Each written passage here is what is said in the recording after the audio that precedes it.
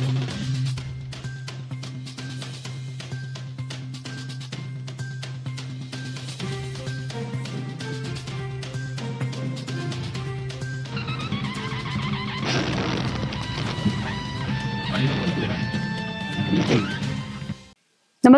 आपण पाहता Hirkani news. Hirkani news प्रत्येक क्षण ताज्या घडामोडी आणि महत्त्वाच्या प्रत्येक बातमीसाठी नेहमी तत्पर. पेठ कागल मार्ग 6 पदरीकरण वर्षभरापासून ठप्प. पुणे बंगळुरू राष्ट्रीय महामार्गाच्या पेठ ते कागल दरम्यानचे 6 पदरीकरणाचे काम गेल्या वर्षभरापासून ठप्प आहे. परिणामी महामार्गावर अनेक ठिकाणी मोठमोठे खड्डे पडले असून अपघातांचा धोका कमालीचा वाढला आहे. यामुळे वाहन चालकांना मोठ्या अडचणींचा सामना करावा लागत आहे. सप्टेंबर 2022 पासून पुणे बंगळुरू महामार्गाच्या 6 पदरीकरण कामास सुरुवात झाली. मार्च 2026 पर्यंत हे काम पूर्ण करण्याची मुदत होती.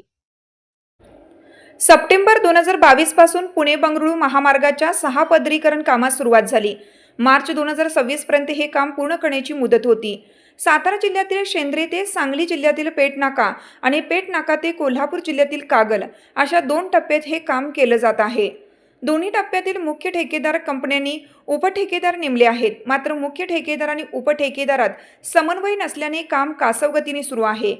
सातारा ते पेठ नाक्यापर्यंतचे काम गतीने सुरू असले तरी पेठ नाका ते कागल या टप्प्यातील काम गेल्या अनेक महिन्यांपासून ठप्प असून यंत्रसामुग्री जागीच थांबून आहे. या मार्गाचे काम रखडल्याने ठिकठिकाणी अपघाताचे प्रमाण वाढले आहे. मुख्य रस्त्यासह सेवा रस्त्यावरही मोठमोठे खड्डे पडले आहेत. अनेक ठिकाणी खड्ड्यात पाणी साचल्याने वाहन चालकांना खोलीचा अंदाज येत नाही. परिणामी दुचाकीस्वार घसरून पडण्याच्या घटना रोजच घडत आहेत. ज्या ठिकाणी रस्ता वळवण्यात आला आहे तिथे अपघात अधिक होत आहेत. शिवाय उड्डाण पुलाची कामे रखडल्याने वाहतूक कोंडीची समस्या गंभीर बनली आहे.